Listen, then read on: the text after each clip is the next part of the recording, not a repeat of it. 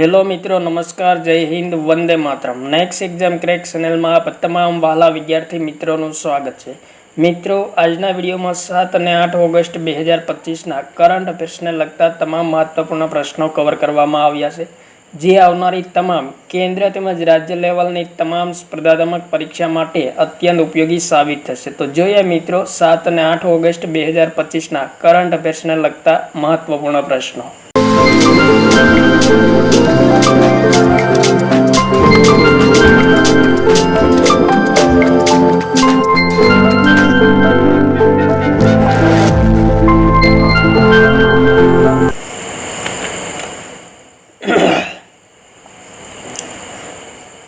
પ્રશ્ન નંબર 1. તાજેતરમાં sub junior under 15 રાષ્ટ્રીય બોક્સિંગ ચેમ્પિયનશિપનું આયોજન ક્યાં શરૂ થયું છે?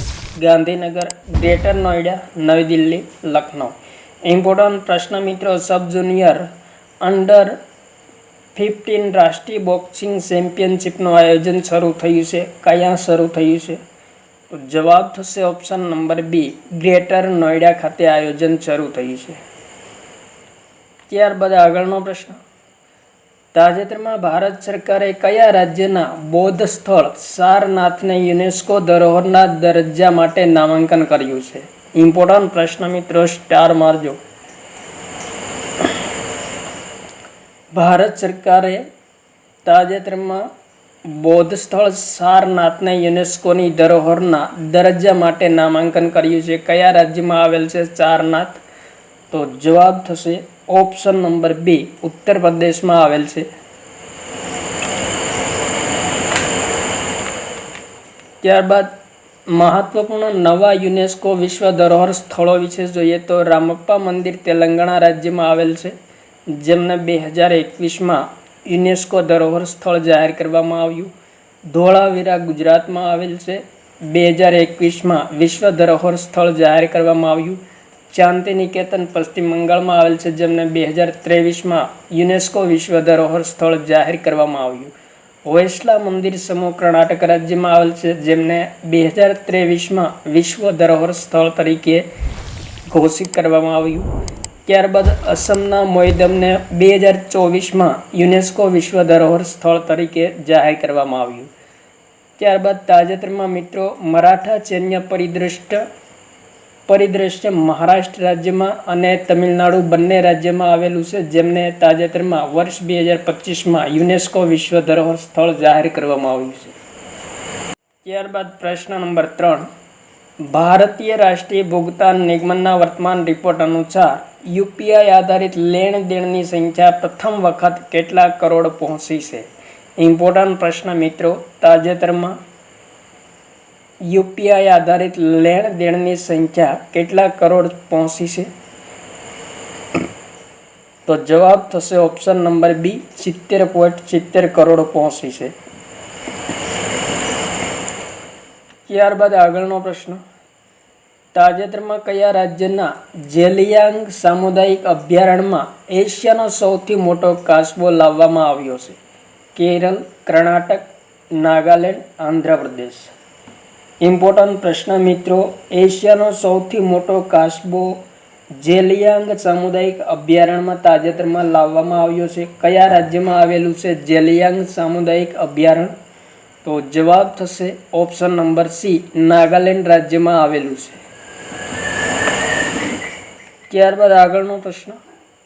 તાજેતરમાં ગાંધીનગર ખાતે ફાર્મા એન્ડ લેબટેક એક્સપો 2025નું ઉદ્ઘાટન કોણે કર્યું છે? સ્ટાર મારજો મિત્રો, ગુજરાતના કરંટ અફેર્સને લગતો મહત્વપૂર્ણ પ્રશ્નો. ગાંધીનગર ખાતે ફાર્મા એન્ડ લેબટેક એક્સપો 2025નું ઉદ્ઘાટન કોણે કર્યું છે? નરેન્દ્ર મોદી, ભૂપેન્દ્ર પટેલ, આચાર્ય દેવવ્રત, અમિત શાહ. ઇમ્પોર્ટન્ટ પ્રશ્ન મિત્રો.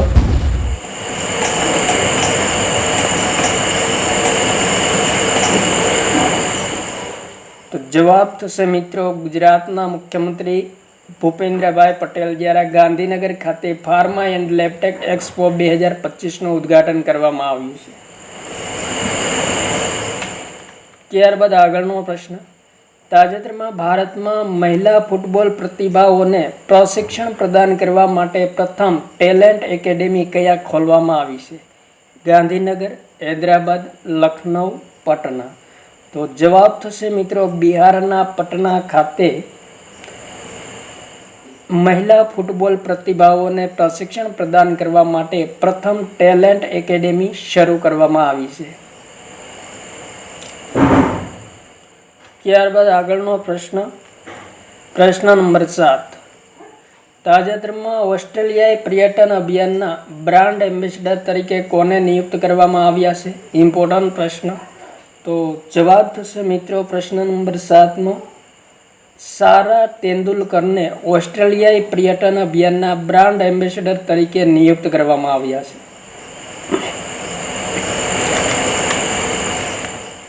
ત્યારબાદ આગળનો પ્રશ્ન. તાજેતરમાં પ્રધાનમંત્રી નરેન્દ્ર મોદીની કઈ પહેલને ગિનીસ વર્લ્ડ રેકોર્ડથી સન્માનિત કરવામાં આવી છે? પરીક્ષા પે ચર્ચા કાર્યક્રમ યોજના, પ્રધાનમંત્રી સૂર્યોદય યોજના, સ્વચ્છ ભારત મિશન યોજના, મેક ઇન ઇન્ડિયા યોજના. ઇમ્પોર્ટન્ટ પ્રશ્ન મિત્રો. પ્રધાનમંત્રી નરેન્દ્ર મોદી દ્વારા શરૂ કરવામાં આવેલી કઈ પહેલને ગિનીસ વર્લ્ડ રેકોર્ડથી સન્માનિત કરવામાં આવી છે? તો જવાબ થશે ઓપ્શન નંબર એ, પરીક્ષા પે ચર્ચા કાર્યક્રમની ગિનીસ વર્લ્ડ રેકોર્ડથી સન્માનિત કરવામાં આવી છે. શરૂઆત ક્યારે થઈ હતી પરીક્ષા પે ચર્ચા યોજના? વર્ષ 2018માં થઈ હતી. આયોજન શિક્ષણ મંત્રાલય અને માયગોવ દ્વારા કરવામાં આવે છે. સંસ્કરણ 2025માં કેટલામાં નંબરનું છે? તો 8મા નંબરનું છે. ત્યારબાદ પ્રશ્ન નંબર 9. તાજેતરમાં ભારતની પ્રથમ AI સંચાલિત આંગણવાડી કેન્દ્રનું ઉદ્ઘાટન કયા રાજ્યમાં કરવામાં આવ્યું છે? ઇમ્પોર્ટન્ટ પ્રશ્ન. AI સંચાલિત આંગણવાડી કેન્દ્રનું ઉદ્ઘાટન કયા રાજ્યમાં કરવામાં આવ્યું છે? ગુજરાત, મહારાષ્ટ્ર, મધ્યપ્રદેશ, ઉત્તર પ્રદેશ. તો જવાબ થશે પ્રશ્ન નંબર 9નો મિત્રો મહારાષ્ટ્ર રાજ્યમાં નાગપુર જિલ્લાના વડધામના ગામમાં AI સંચાલિત આંગણવાડી કેન્દ્રની શરૂઆત કરવામાં આવી છે, જે ભારતની પ્રથમ આર્ટિફિશિયલ ઇન્ટેલિજન્સ સંચાલિત આંગણવાડી છે. ત્યારબાદ પ્રશ્ન નંબર 10. તાજેતરમાં પેન અમેરિકન હોકી કપ 2025 કયા દેશે પ્રાપ્ત કર્યો છે? ઇમ્પોર્ટન્ટ પ્રશ્ન. Bharat, Argentina, Australia, Canada. Pan American hockey cup 2025 કયા દેશે પ્રાપ્ત કર્યો છે? તો મિત્રો જવાબ થશે ઓપ્શન નંબર બી, અર્જેન્ટિનાએ પ્રાપ્ત કર્યો છે. ત્યારબાદ આગળનો પ્રશ્ન. તાજેતરમાં ભારત અને કયા દેશ વચ્ચે રાજનીતિક સંબંધોના 75 વર્ષ પૂર્ણ થયા છે? જાપાન, ફિલિપાઇન્સ, ઇન્ડોનેશિયા અને ઓસ્ટ્રેલિયા. ભારત અને કયા દેશ વચ્ચે રાજનીતિક સંબંધોના 75 વર્ષ હાલમાં પૂર્ણ થયા છે?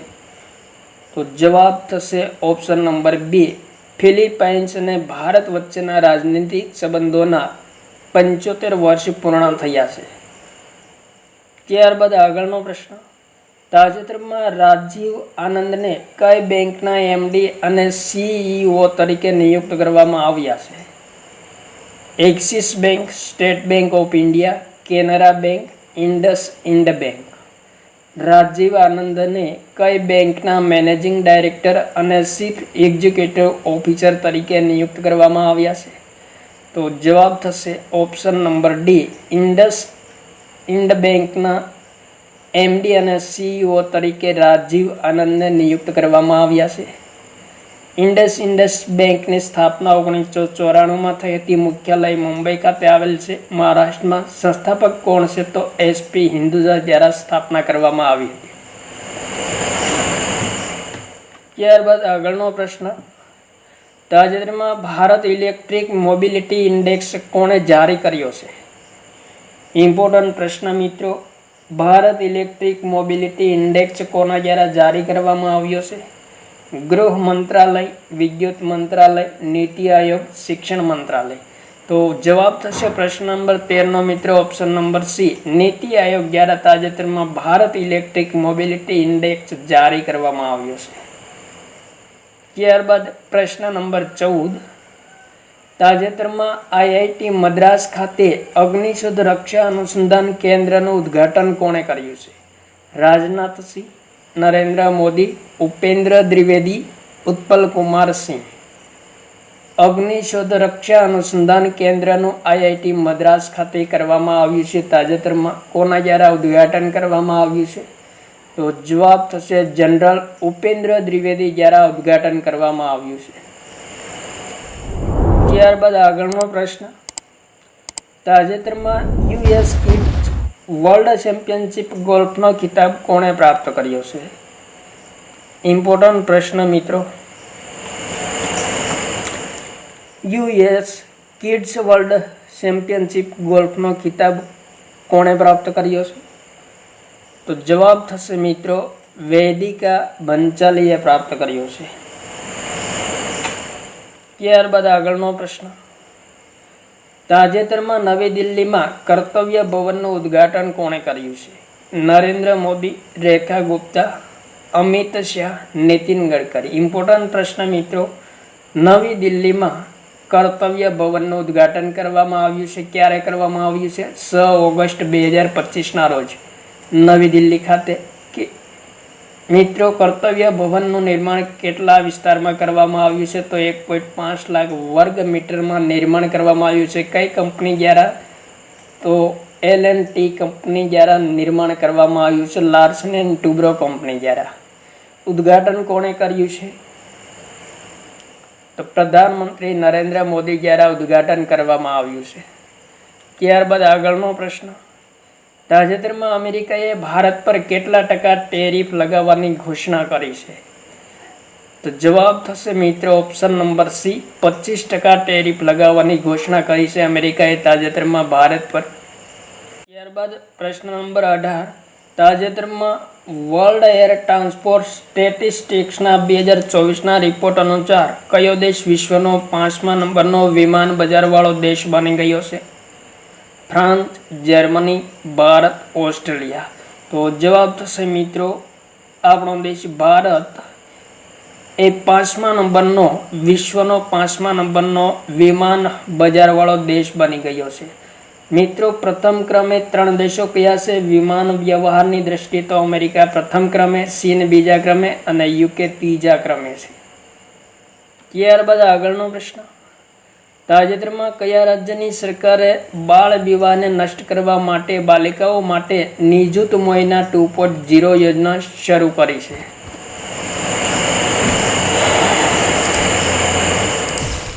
તો જવાબ થશે ઓપ્શન નંબર સી, આસામ સરકાર દ્વારા બાળ વિવાહને દૂર કરવા માટે બાલિકાઓ માટે નિજુત મોયના 2.0 યોજનાની શરૂઆત કરવામાં આવી છે. ત્યારબાદ આગળનો પ્રશ્ન, 7 ઓગસ્ટ 2025ના રોજ MS સ્વામીનાથન શતાબ્દી આંતરરાષ્ટ્રીય સંમેલનનું આયોજન ક્યાં કરવામાં આવ્યું છે? ગાંધીનગર, લખનઉ, નવી દિલ્હી, ચેન્નઈ. MS સ્વામીનાથન શતાબ્દી આંતરરાષ્ટ્રીય સંમેલનનું આયોજન મિત્રો 7 ઓગસ્ટ 2025ના રોજ કરવામાં આવ્યું છે. ક્યાં કરવામાં આવ્યું છે? તો જવાબ થશે ઓપ્શન નંબર સી, નવી દિલ્હી ખાતે આયોજન કરવામાં આવ્યું છે. ઉદ્ઘાટન કોના દ્વારા કરવામાં આવ્યું છે? તો પ્રધાનમંત્રી નરેન્દ્ર મોદી દ્વારા ઉદ્ઘાટન કરવામાં આવ્યું. ત્યારબાદ મિત્રો આગળનો પ્રશ્ન, તાજેતરમાં ઈસરોએ ગગનયાન માટે Himalayan outpost for planetary exploration SOPE mission ક્યાં લોન્ચ કર્યું છે? ઇમ્પોર્ટન્ટ પ્રશ્ન મિત્રો.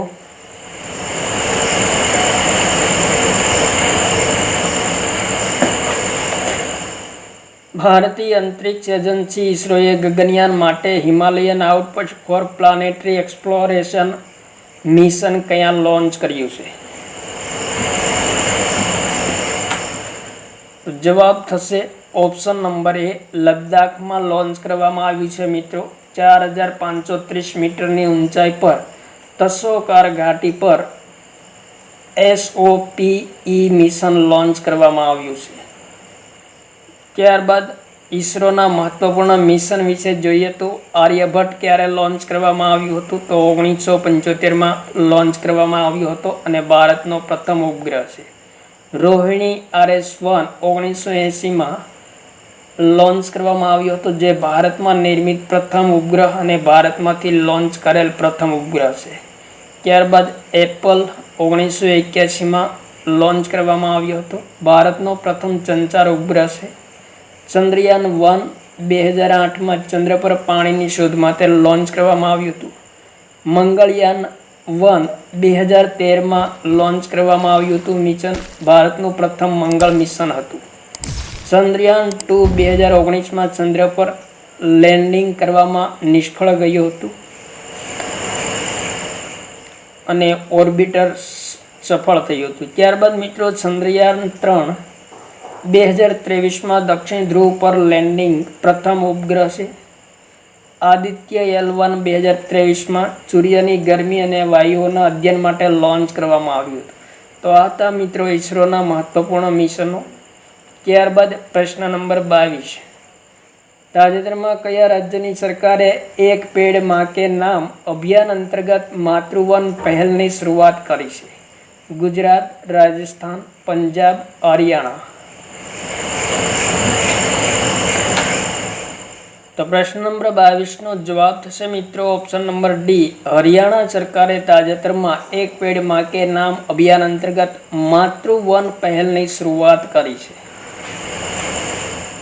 ત્યારબાદ આગળનો પ્રશ્ન, તાજેતરમાં હિરોશિમા દિવસ ક્યારે મનાવવામાં આવ્યો છે? તો મિત્રો 6 ઓગસ્ટના રોજ પ્રતિવર્ષ હિરોશિમા દિવસ મનાવવામાં આવે છે. 6 ઓગસ્ટ 1945ના રોજ અમેરિકાએ જાપાનના હિરોશિમા પર લિટિલ બોય બોમ્બ દ્વારા પરમાણુ હુમલો કર્યો હતો, માટે 6 ઓગસ્ટને હિરોશિમા દિવસ પ્રતિવર્ષ મનાવવામાં આવે છે. ત્યારબાદ આગળનો પ્રશ્ન,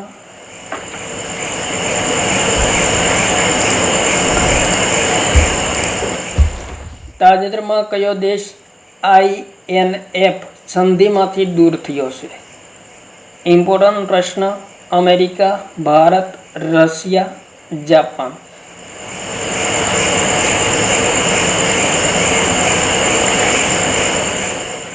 ઇમ્પોર્ટન્ટ પ્રશ્ન મિત્રો, કયો દેશ INF સંધિમાંથી દૂર થયો છે? મધ્યમ દોરી પરમાણુ સંધિમાંથી દૂર થયો છે? તો જવાબ થશે ઓપ્શન નંબર સી, રશિયા દૂર થયો છે. ત્યારબાદ પ્રશ્ન નંબર 25, તાજેતરમાં ગ્લોબલ સિટી ઇન્ડેક્સ 2025માં કયું શહેર સર્વસ્થાન પર રહ્યું છે? ઇમ્પોર્ટન્ટ પ્રશ્ન મિત્રો.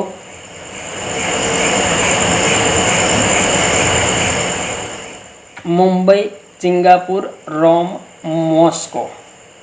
ગ્લોબલ સિટી ઇન્ડેક્સ 2025માં કયું શહેર સર્વસ્થાન પર રહ્યું છે? તો જવાબ થશે મિત્રો option number B, Singapore global city index 2025માં સર્વસ્થાન પર રહ્યું છે. તો આ હતા મિત્રો 7 અને 8 ઓગસ્ટ 2025ના કરંટ અફેર્સને લગતા મહત્વપૂર્ણ પ્રશ્નો, જે આગામી સ્પર્ધાત્મક પરીક્ષા માટે અત્યંત ઉપયોગી સાબિત થશે. થેન્ક યુ મિત્રો. જય હિન્દ. વંદે માતરમ.